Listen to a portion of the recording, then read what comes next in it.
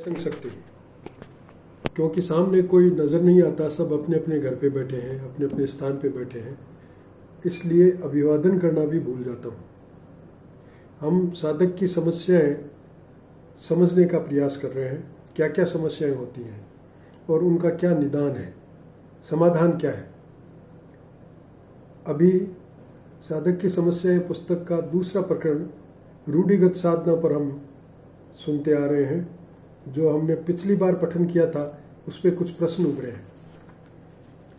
पहला प्रश्न है, कुछ साधक किसी सत्य विशेष को पाकर उसे ही शाश्वत कसौटी मानने की भूल कर बैठते हैं, कैसे? हम संघ के स्वयंसेवक हैं। संघ का जो मार्ग है वो हमारे लिए साधना का मार्ग है और हम उसके साधक हैं। अब संघ में हम निरंतर आए, ये संघ साधना का एक सत्य है। निरंतर हम कर्मरत रहें, ये सत्य है। हम शाखा में भी आ रहे हैं, हम प्रयास ये कर रहे हैं कि दूसरे लोगों को संघ में लाने का प्रयास करें। हमारा ये प्रयास भी है कि संघ के साहित्य को हम ज़्यादा से ज़्यादा लोगों तक पहुंचाएं। हमारा ये प्रयास भी है कि संघ की जो पत्रिकाएं हैं, संघ शक्ति और पथ प्रेरक, उसके भी हम ज़्यादा से ज़्यादा ग्राहक बनाएं ताकि समाज में हमारी बात पहुंचे। ये एक सत्य है। कर्म कर रहे हैं, हम कर्मरत हो रहे हैं, लेकिन इतना ही संघ नहीं है। यही करते जाएं तो इससे एक कदम भी आगे बढ़े कि नहीं बढ़े। हम आगे बढ़ने के लिए अभी साधना पूरे जीवन भर की पड़ी है। जीवन में अंत तक कभी भी साधना रुकनी नहीं चाहिए, लगातार हमको गतिशील बने रहना चाहिए। लेकिन हमने अगर ये मान लिया कि संघ का काम हम कर रहे हैं, हम शाखा में रोज आ रहे हैं, हम खेल खेल रहे हैं, हम शिविरों में भी आसपास लगते हैं तो जाने का प्रयास करते हैं, और जब हम बराबर संघ का काम कर रहे हैं तो हम तो आदर्श स्वयंसेवक हैं, या हमने तो पा लिया। क्या पाया? एक सत्य पाया कि हम संघ का काम निरंतर कर रहे हैं। और ये कर्म करते करते स्वतः ये प्रश्न उठना चाहिए कि क्या यही संघ है? क्या यही इच्छा है संघ की? संघ क्या ये नहीं चाहता कि इस तरह से निरंतर रहने पर, संघ में निरंतर बने रहने पर मेरे जीवन में क्या अंतर आना चाहिए? क्या वो मेरे जीवन में फर्क पड़ा है? क्या मैं अपने जीवन में निखार ला पाया हूँ? क्या संघ की मूल भावना का ज्ञान मुझे हो पाया है? कर्म बराबर चलता है, रुकता नहीं है। लेकिन अगर कर्म को हमने सत्य मानकर वहीं रुक गए कि एकमात्र सत्य यही है कि मैं निरंतर शाखा में आता रहूं, मैं निरंतर संघ के संपर्क में रहूं, लेकिन इतना सा ही सत्य मानकर अगर इसको ध्येय मान लिया तो ये इतना सा सत्य मानकर रुक गए तो इसका मतलब ये ध्येय हो गया, ये सत्य हो गया। ये साधन रूप था। साधन रूप को साध्य मान लेना यही भूल है, और ऐसा हम कर बैठते हैं। और यही नहीं, कर्म में भी कई लोग कर्म करने में भी किसी एक हिस्से का कर्म, मैं ये काम कर रहा हूँ, मैं ये तो संघ के लिए कर रहा हूँ, बहुत अच्छी बात है। संघ के लिए कर्म करो और लगातार कर्म करो तो आपके मन में ये आकांक्षा उठनी चाहिए कि इस कर्म करने से क्या मैं संघ की मूल भावना को समझ पाया हूँ? क्या मैं संघ की आत्मा को समझ पाया हूँ? अगर नहीं समझ पाया तो ये कर्म करते रहकर मुझे आगे क्या करना है? अगला कदम मेरा कहाँ रुकना चाहिए, कहाँ बढ़ना चाहिए? अगर ऐसा नहीं करते हैं तो उसी एक सत्य को पकड़ कर बैठ जाने से हम भूल कर बैठते हैं और फिर हमारी साधना की गति रुक जाती है। किसी एक उत्तमता के वशवर्ती होना ही पाखंड का कारण बन जाती है। ये भी उससे संबंधित प्रश्न ही है कि हम वशवर्ती हो गए किसी बात के। इसका अर्थ ये हुआ कि हमने उसी को सब कुछ मान लिया, अब वो हमारे ऊपर हावी हो गई। कर्म करना, जैसे उदाहरण दिया गया था, कर्म करने पर ही हम वशवर्ती हो गए, तो हमने मान लिया कि यही साध्य है, रुक गए हम। और अगर हम ऐसे रुक जाते हैं तो साधना रुक जाती है, और साधना रुक गई तो गति नहीं बढ़ेगी, आगे जीवन में कुछ निखार नहीं आएगा, जीवन बढ़ेंगे नहीं, और जो सारभूत बात है उस ओर हमारा ध्यान ही नहीं जाएगा। एक ध्येय जो है, उस ध्येय पर हम तभी ध्येय तक बढ़ सकते हैं जबकि लगातार गतिशील बने रहें। अगर किसी के भी वशवर्ती हो गए तो वो केवल पाखंड होगा। हम संघ का, मैं अपने आप को ये प्रदर्शित करूंगा कि मैं संघ का स्वयंसेवक हूँ, लेकिन मेरे अंदर संघ जैसा जीवन चाहता है वैसा जीवन व्यवहार अगर नहीं है तो ये प्रदर्शन पाखंड है। इस पाखंड में कोई सार नहीं है, न मेरा कदम आगे बढ़ रहा है। मैं संघ में आया, संघ के निकट आया, संघ की बात मुझे अच्छी लगी और अच्छी लगी, पर वो जितनी अच्छी लगी वहीं तक लगी। अब उसको और अधिक अच्छा लगने के लिए मैंने प्रयास नहीं किया। उसके साथ मेरे प्राणों को जोड़ने के लिए, मेरे हृदय को जोड़ने के लिए, मेरे भावों को, मेरे विचारों को उतना सुदृढ़ बनाने और उसके अनुकूल मेरे भावों का निर्माण करने के लिए मैंने कुछ नहीं किया, तो वो केवल मात्र पाखंड है। एक प्रश्न है, हमारा संघ विस्तारित हो, संघ से अधिकतम लोग जुड़े, जैसे ये लाइव प्रसारण अधिकतम लोगों तक पहुंचे, क्या ये महत्वाकांक्षा भी गलत है? यदि सही है तो किस सीमा तक? क्या महत्वाकांक्षा का दमन उदासीनता की तरफ नहीं ले जाता? हमारा संघ विस्तृत हो, मेरा संघ, हमारा संघ, मैं विस्तारित हूं, मुझे लोग ज्यादा से ज्यादा जाने, लोग मुझे पहचानना शुरू करें, मेरी समाज में पूछ हो। इसकी बजाय हमारी आकांक्षा क्या है? हमारा संघ विस्तृत हो।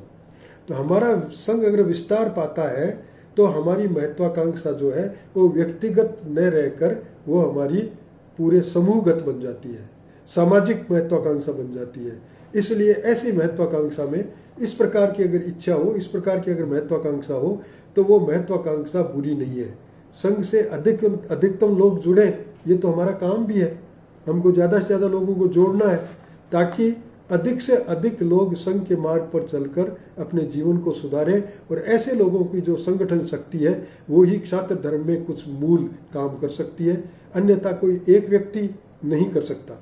इसलिए एक व्यक्ति अपना खुद का निर्माण कर सकता है, अपने खुद का जो व्यवहार है उसको सुधार सकता है, अपने खुद की जो गति है उसको बढ़ाकर आगे ले जा सकता है। लेकिन समूहगत साधना है हमारी संघ की, उस समूहगत साधना में अधिक से अधिक लोग जुड़े, ये हमेशा हमारी इच्छा रहती है, महत्वाकांक्षा रहती है, और इसमें कोई खराबी नहीं है। ये लाइव प्रसारण अधिकतम लोगों तक पहुंचे, क्या ये महत्वाकांक्षा भी गलत है? ये बिल्कुल गलत नहीं है। लेकिन इतना ध्यान रहे कि ये लाइव प्रसारण अंतिम सत्य नहीं है। आज की जो परिस्थिति है उस परिस्थिति के अनुसार हमने एक प्रयोग किया है। कोई आवश्यक नहीं कि ये प्रयोग इसी रूप में रहे, और ये भी आवश्यक नहीं कि ये प्रयोग भी रहे। हो सकता है आगे जाके और कोई दूसरा ऐसा साधन बन जाए जिससे कि हम हमारी बात को ज़्यादा से ज़्यादा लोगों तक पहुंचा सके। इसलिए महत्वाकांक्षा गलत नहीं है, लेकिन इसी महत्वाकांक्षा को उद्देश्य रूप में हम ग्रहण करना शुरू कर दें, मानना शुरू कर दें, तो वो बात गलत है। क्या महत्वाकांक्षा का दमन उदासीनता की तरफ नहीं ले जाता? महत्वाकांक्षा का दमन करना नहीं सिखाया, महत्वाकांक्षा को नियंत्रित करना सिखाया गया है। और वो नियंत्रित करना कौन सी महत्वाकांक्षा को? जो महत्वाकांक्षा नासूर बनते जा रही है, अर्थात जो महत्वाकांक्षा व्यक्तिगत हो गई है, जो महत्वाकांक्षा जो संघ का मूल जो मार्ग है उस मार्ग से हमको भटका रही है, उस पटरी से हम उतरेंगे तो एक्सीडेंट होगा, फिर हमारी साधना रुक जाएगी, फिर हम आगे नहीं बढ़ पाएंगे। और साधक का काम तो प्रसार है, इसलिए प्रसारित करने वाला कोई काम गलत नहीं है, पर उस प्रसार को ही एकमात्र संघ का काम मान लेना ये निश्चित रूप से ये रुकावट हो जाएगी। वो नहीं होना चाहिए। महत्वाकांक्षा अवश्य ठीक है, लेकिन उस महत्वाकांक्षा पे नजर रहे कि केवल उतना ही काम करते रहें, यही नहीं बल्कि वरीयता हमारे लिए है कि इस संघ के कार्य को विस्तारित करते करते साथ में अपने स्वयं की गति को बनाए रखें, अपने स्वयं की गति को आगे से आगे बढ़ाएं, अपने स्वयं की गति को तीव्रतर बनाते जाएं।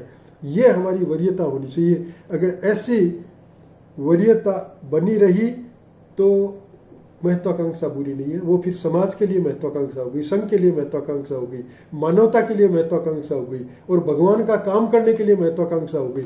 इसलिए ऐसी महत्वाकांक्षा बुरी नहीं है। आज हम आगे बढ़ते हैं। किसी भी युग में साधना की लक्ष्मण रेखा नहीं बनाई जा सकती। अंतिम उपलब्धि तक, अर्थात जब तक गति ही गंतव्य में विलीन नहीं हो जाती, साधना साध्य से आलिंगनबद्ध नहीं हो जाती, तब तक रोक कर रखना खतरनाक खेल है। जो लोग साधना के किसी एक सूत्र को ही प्रमाणिक कसौटी मानकर उसी पर नवीन सत्यों को कसना शुरू करते हैं, वे घड़ी की सुई को पीछे ढकेलने की मिथ्या हठधर्मी कर रहे हैं।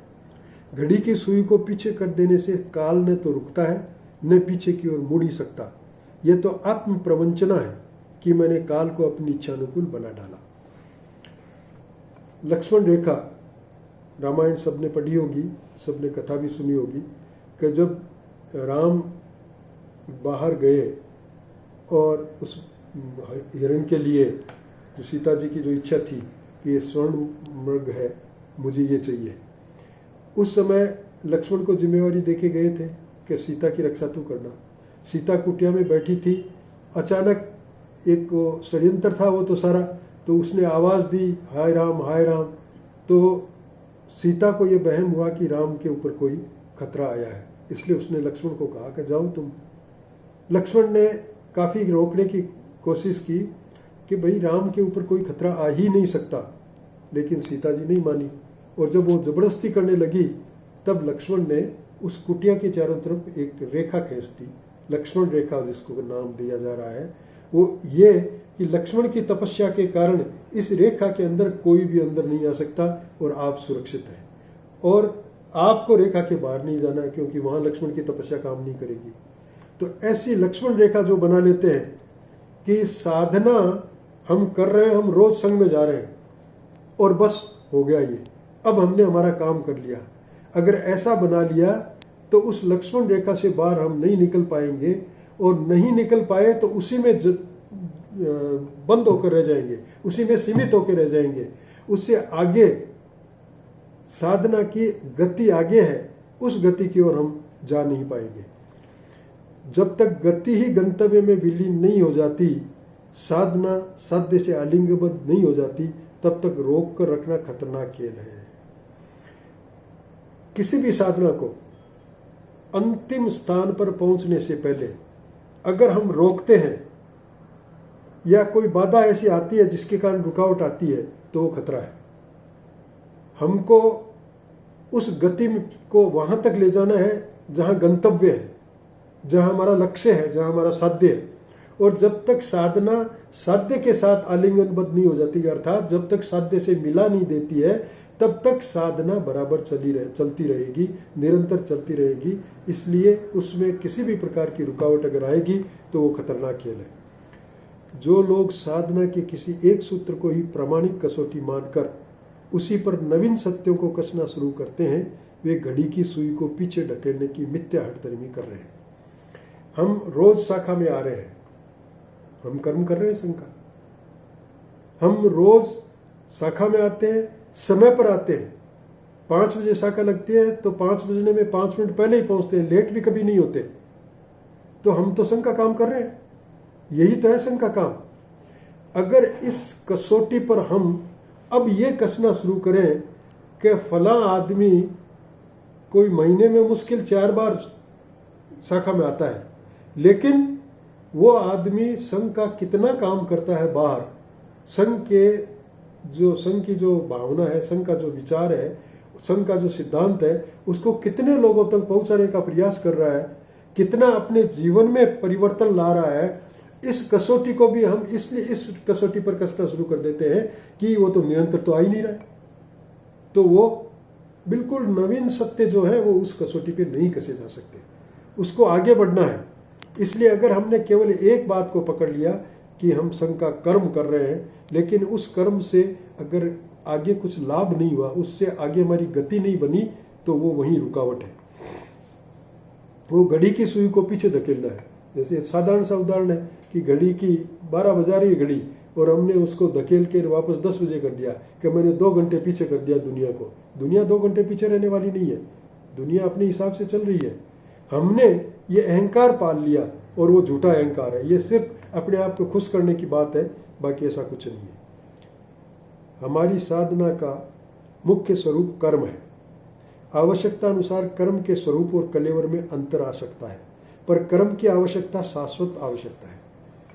संग का काम हम करते रहें, ये पहली आवश्यकता है, एकमात्र आवश्यकता नहीं है, पहली आवश्यकता है।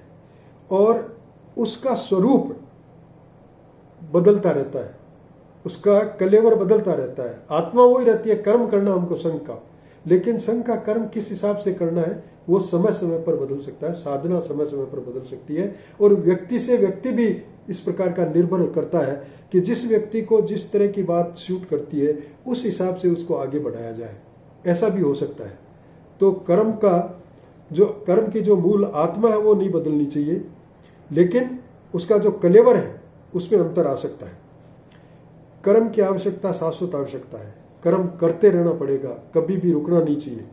यद्यपि विकसित होकर कर्म स्वयं ज्ञान और भक्ति में रूपांतरित होगा, तथापि विश्वस्त साधक को भी कर्म की पवित्र धारा में आत्म प्रक्षालन किए बिना अंतिम सिद्धि प्राप्त नहीं होती।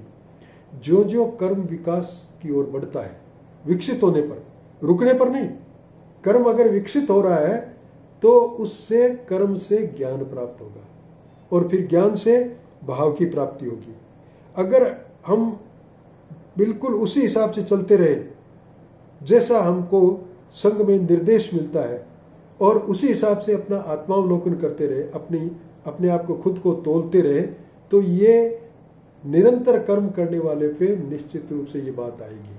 लेकिन निरंतर कर्म करते करते जब ये हम सोचे ही नहीं कि मैं इतने वर्षों से संग में आ रहा हूँ, लेकिन मेरे जीवन में क्या निखार आया, मेरे जीवन व्यवहार में क्या फर्क पड़ा, क्या मैं अब भी झूठ नहीं बोलता हूँ, क्या मैं अब भी जो महत्वपूर्ण काम आता है तो उससे बचकर साधारण काम लेने का प्रयास नहीं करता हूँ, क्या मैं अब भी अपनी जिम्मेवारियों से भागने का प्रयास नहीं करता हूँ, क्या अब भी मेरी लगन इतनी मजबूत नहीं बनी है जितनी कि एक संघ के स्वयंसेवक की होनी चाहिए।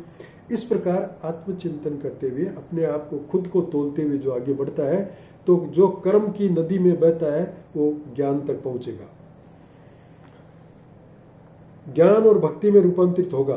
तथापि भक्ति का अर्थ उसके साथ लगाव बन जाएगा, भाव ऐसे पैदा हो जाएंगे। तथापि विश्वस्त साधक को भी कर्म की पवित्र धारा में आत्म प्रक्षालन किए बिना अंतिम सिद्धि प्राप्त नहीं हो सकती। कितना ही विश्वस्त साधक हो, लेकिन अगर वो कर्म नहीं कर रहा है तो कर्म किए बिना, कर्म की इस नदी में स्नान किए बिना अगर वो आना चाहता है तो उसमें कुछ न कुछ कमी अवश्य रह जाएगी। वो हालांकि विश्वस्त है, संघ का काम कर रहा है, लगन से कर रहा है, लेकिन कर्म के माध्यम से नहीं गुजरा है तो कुछ ऐसी बाधाएं समय समय पर आ सकती है जो उसको रुकावट डाल देगी।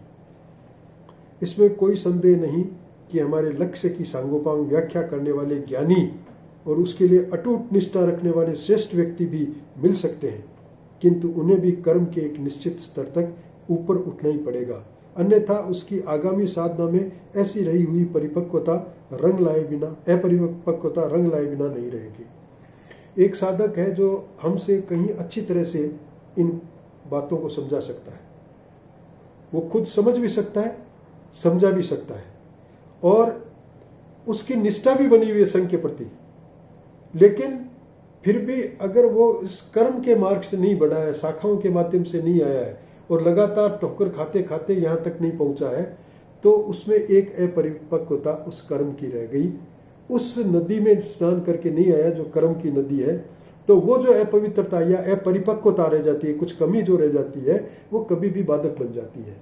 और ये बहुत ही अनुभव की बात है कि बहुत से ऐसे लोग जो बचपन से संघ में नहीं आते हैं, बड़ी उम्र में कभी संपर्क में आते हैं, बात उनको बहुत अच्छी लगती है और फिर बराबर संघ के भक्त बन जाते हैं, संघ के प्रति पूरी निष्ठा होती है उनकी और संघ के बताए हुए काम को करते हैं, लेकिन फिर भी क्योंकि वो इस उम्र में आए और जिस गति से, जिस मार्ग से उनको नीचे से चलना चाहिए था वो नहीं चल पाए, उस कर्म के माध्यम से नहीं चल पाए, तो उनमें थोड़ी बहुत अपरिपक्वता अवश्य रह जाएगी और वो अपरिपक्वता कभी न कभी बाधक बनेगी। दिख रहा है कि बहुत अच्छा स्वयंसेवक है, बहुत निष्ठा है, संघ के प्रति उसकी लगन है, संघ का नाम सुनते ही उसमें एकदम आनंद की लहर दौड़ जाती है, लेकिन फिर भी कोई ऐसी रुकावट आ सकती है जो उस अपरिपक्वता के कारण आएगी। कर्म यद्यपि एक स्वतंत्र धारा है, तथापि लक्ष्य के समुद्र तक उसे अपने साथ अन्य धाराओं का भी संगम करना पड़ता है, तभी वह धारा नदी और महानदी बनकर सागर तक पहुंच सकेगी। वैसे कर्म में इतनी शक्ति है कि वह अनवरत रूप में प्रवाहमान हो तो अन्य धाराएं स्वतः ही प्राप्त कर लेता है। कर्म की धारा परिस्थितियों की बंजर भूमि व पहाड़ियों से बहती हुई जब मैदान में आती है तब फैलना शुरू करती है। आलोक के क्षेत्र की ओर बहती हुई कर्म की धारा साधक को ज्ञान गंगा के संगम पर पहुंचाती है। जब कर्म और ज्ञान की गंगा मिलकर बहने लगती है तब साध्य, साधन और साधना का यथार्थ मर्म साधक को समझ में आता है और वह आत्म प्रेरित होकर कर्म करता है।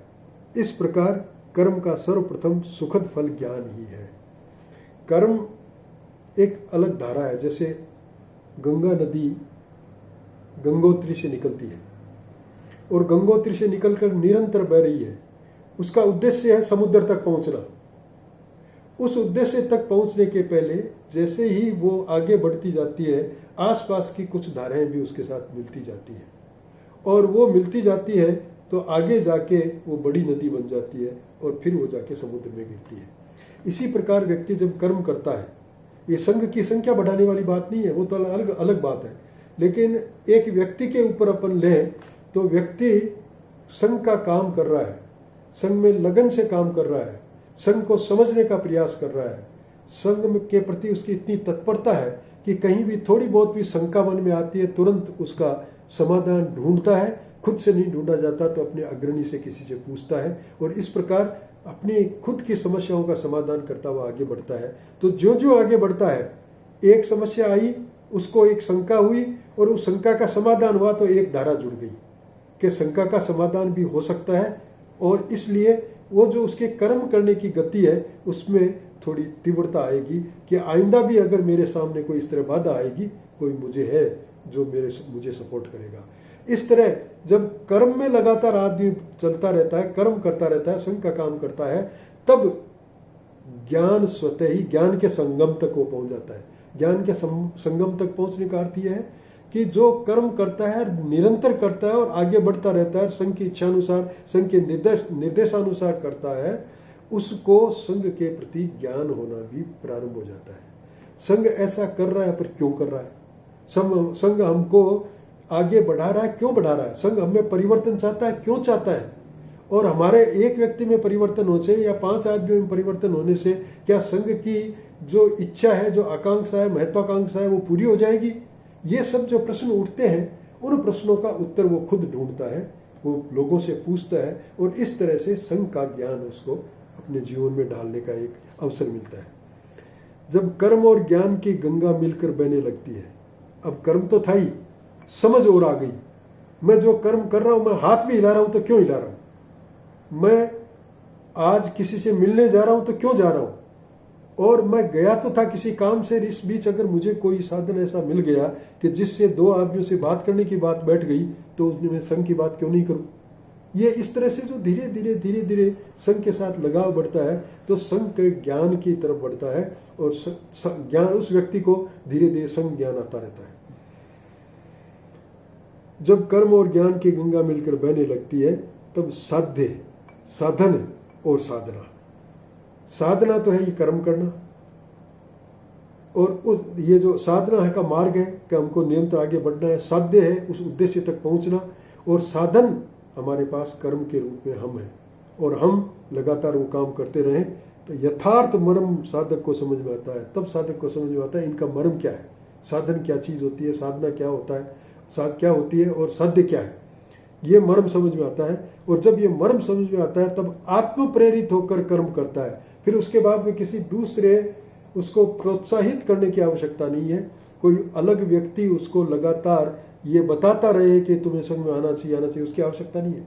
वो खुद आत्म प्रेरित होता है, उसकी प्रेरणा इतनी जागृत हो जाती है कि वो अपने हर काम में फिर मैं ये संघ के लिए कर रहा हूँ, मैं अपने परिवार का भरण पोषण कर रहा हूँ तो भी ये संघ के लिए कर रहा हूँ कि मेरी एक जिम्मेवारी है, उसको पूरा करके मैं संघ में अपने अधिक से अधिक समय दे सकूँ।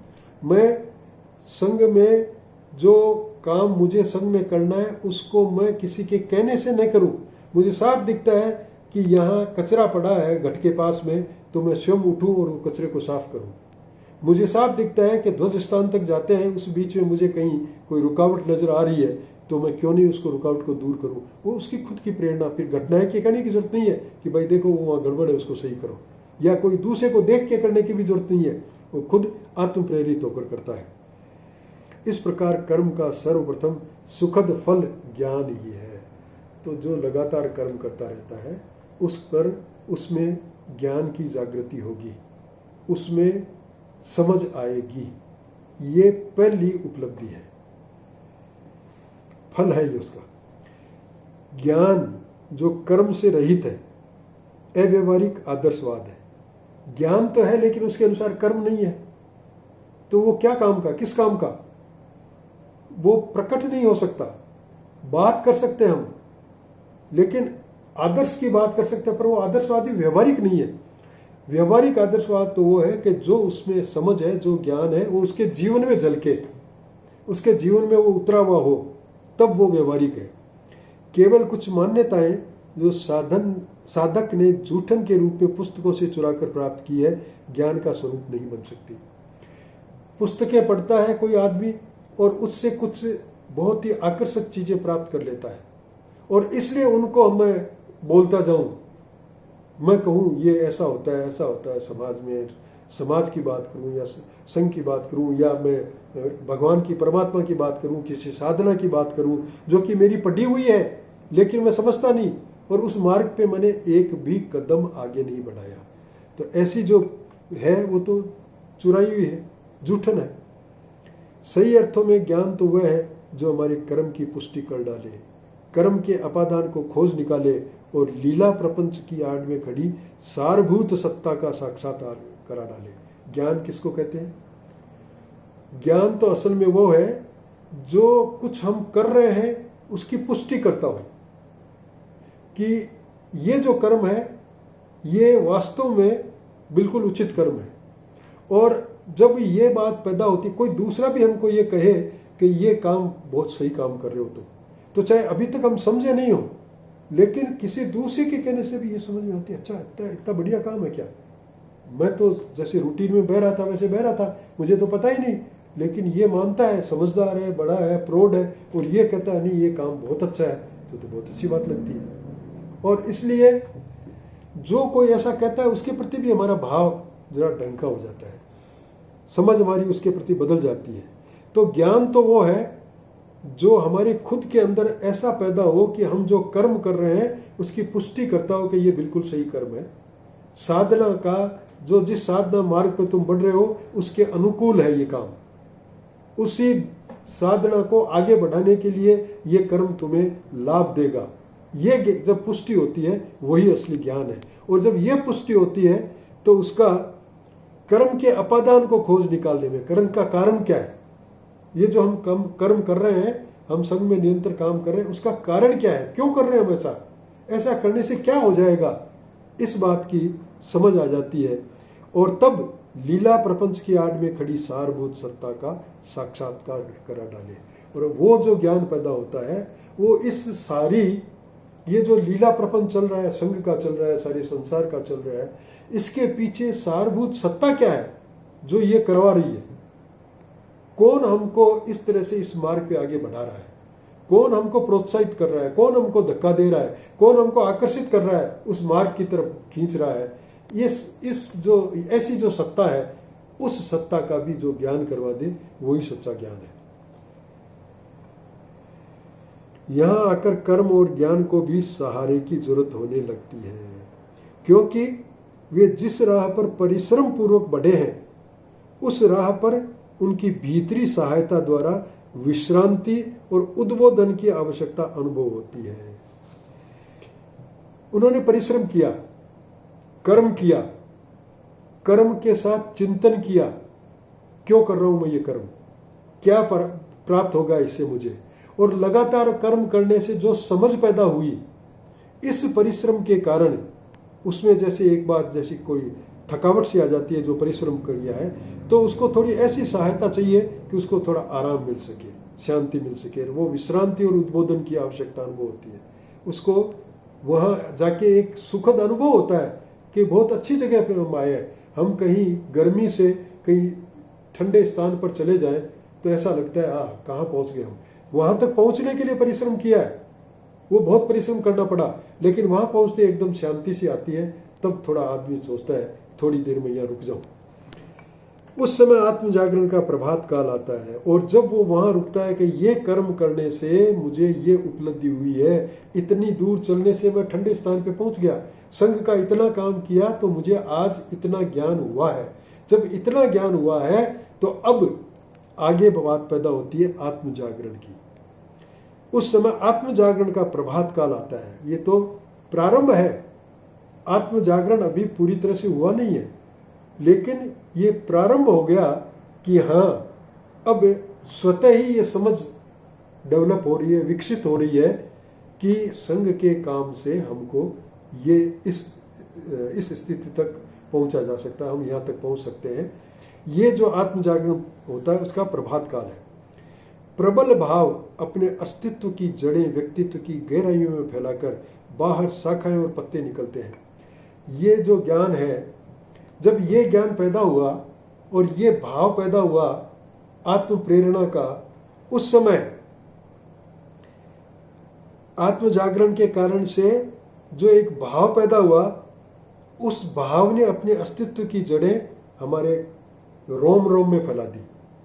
जड़ों में, तनों में, डालियों में, पत्तों में जैसे वो फैल गई हो, उसी तरह हमारे जीवन के जो रोम रोम है, जीवन के जो सब प्रकार की विधाएं हैं, उन सब में वो भाव जागृत हो गया। इतनी गहराई तक वो भाव बैठ गया। बाहर शाखाएं और पत्ते निकलते हैं, वे फिर कर्म और ज्ञान की नए धरातल पर पुष्टि करते हैं। तो इस तरह से जो भाव पैदा हुआ है वो अनेक प्रकार की शाखाएं डेवलप करता है। फिर कर्म करने का भी, कर्म और ज्ञान को प्राप्त करने के भी नए नए धरातल पैदा होते हैं। ये इस तरह की बातें हमको, जैसे कई बार ऐसा लगता है कि हमको कोई बात एक समझ में आई, और जब वो बात समझ में आती है तब ऐसा लगता है ये बहुत ही बढ़िया बात है, बहुत शांति होती है, और बहुत फिर लगता है कि ऐसी बात और भी होंगी, उसको मैं प्राप्त करने का प्रयास करूं। ये जो आत्म जागरण पैदा होता है, उससे संघ के प्रति हमारा भाव है, संघ के काम के प्रति हमारा भाव है, साधक का अपनी साधना के प्रति भाव है, वो बहुत गहरा होता है, और उस भाव की शाखाएं चारों ओर फैल जाती है, रोम रोम में फैल जाती है। अर्थात उसके जीवन के हर काम में वही भाव पैदा हो जाता है, संघ का ही भाव पैदा हो जाता है। और जब ऐसी स्थिति आती है तब कर्म और ज्ञान की नए धरातल पर पुष्टि करते हैं। जो अब तक कर्म किया था और जो अब तक ज्ञान प्राप्त किया था, उस कर्म और ज्ञान के ऊपर नए धरातलों पर भी उसकी पुष्टि होती है कि जो आत्म जागरण के बाद जो भाव जागृत हुआ है, उस भाव ने भी हमको इस बात की पुष्टि करके बताया है कि ये कर्म जो है इस धरातल पर भी, इस स्टेज पर आकर भी तुम्हारा अब तक का जो कर्म था सही था, और अब तक तुमने जो ज्ञान प्राप्त किया वो सही ज्ञान था। और तब अब तक किया वो तो सही है, लेकिन फिर भी कदम बढ़ाने की गुंजाइश है, एक कदम आगे और रख सकते हैं हम। इस तरह की बात पैदा होती है। इस प्रकार मनुष्य के सहज विकास और उसकी साधना में यह कर्म, ज्ञान और भक्ति की त्रिवेणी मिलती है, और जीवन धारा समस्त बाधा विघ्नों को हटाती, छोटे मोटे गड्ढों तालाबों को भरती, दुर्दांत होकर अंतिम लक्ष्य की ओर उमड़ पड़ती है। जब ये स्थिति आती है, मनुष्य में जो सहज विकास हो रहा है, उसकी साधना में ये जो सहज गति है, उसके कारण से कर्म करने से ज्ञान पैदा हुआ, ज्ञान करने से उसमें भक्ति पैदा हुई या भाव पैदा हुआ। ये त्रिवेणी जब मिलती है, कर्म, भक्ति और ज्ञान, ये तीनों मिलकर जब एक धारा में बहते हैं, समस्त बाधाओं को दूर कर देते हैं। उसके बाद चाहे कितनी बाधाएं आए, उसके बाद चाहे गड्ढे भरे पड़े हैं, नदी बह रही है, धारा जा रही है, और सामने गड्ढे हैं तो उनको भर देगी और आगे बढ़ जाएगी, और गहरे गड्ढे हैं उनको भी भर देगी, आगे बढ़ जाएगी, अगर निरंतर बढ़ रही है तो हमारा जो कर्म है, हमारा उस कर्म के कारण से जो ज्ञान पैदा हुआ है और उसके कारण से जो भक्ति पैदा हुई है, वो कर्म, भक्ति और ज्ञान, ये तीनों मिलकर साधना की गति को आगे बढ़ाते हैं और ऐसी मजबूत हो जाती है कि अंतिम लक्ष्य के पहले कितनी भी बाधाएं आए वो कभी रुकती नहीं है। और इसीलिए क्षत्रियुग संघ के काम को तनसिंह जी ने तो उपासना कहा है, ईश्वर की ओर बढ़ने का बार कहा है। अब इसमें हम शाखा में खेल खेलते हैं तो कहीं ईश्वर की बात नहीं आती, चर्चा करते हैं तो भी ईश्वर की बात नहीं आती, संघ की बात आती है, प्रवचनों में भी वही बात आती है। लेकिन इन सब का उद्देश्य वही है जो एक उपासना का, प्रार्थना का है। जो तपस्या करता है, तपस्या का जो अर्थ है वही है। तपस्या करने के अलग अलग तरीके हो सकते हैं, साधना भिन्न भिन्न प्रकार की हो सकती है। ये जो साधना है, ये साधना भी उस ईश्वर की ओर बढ़ने की साधना ही है, लेकिन ये इस प्रकार की साधना है जिसमें व्यक्ति से समष्टि, हम समाज को भी साथ जोड़ते हैं, सामूहिक रूप से साधना करते हैं और समष्टि से परमेष्टि की ओर बढ़ते हैं। तो मुख्य बात यह है कि कर्म एक सत्य है, एक सूत्र है आगे बढ़ने का, लेकिन उस सूत्र को अंतिम सूत्र मानकर, अंतिम सत्य मानकर ही हम नहीं बैठ जाए, उसी को केवल कर्म करने की बात पे नहीं रुक जाए, उसके बाद आगे बढ़े कि इस कर्म करने से मेरे को ज्ञान क्या प्राप्त हुआ, प्राप्त हो रहा है कि नहीं हो रहा है। नहीं हो रहा है तो मेरी साधना रुक गई है, मेरी गति रुक गई है, इसलिए अब मैं साधक ही नहीं रहा। अगर मुझे साधक बने रहना है तो मुझे अपनी खुद की अंतर चेतना को जागृत करना पड़ेगा। उसके लिए अपना खुद का बार बार खुद का निरीक्षण करना पड़ेगा कि इससे मेरे में क्या फर्क पड़ रहा है। अगर फर्क नहीं पड़ रहा है तो मैं फर्क कैसे पड़े उसके लिए प्रयास करूं, और उस प्रयास में अगर कोई रुकावट आती है तो मैं मेरे अग्रणी जो लोग हैं उनसे सहमति लूं, उनसे राय लूं, और राय लेकर जैसे मैं आगे बढ़ सकता हूं आगे बढ़ने का प्रयास करूं।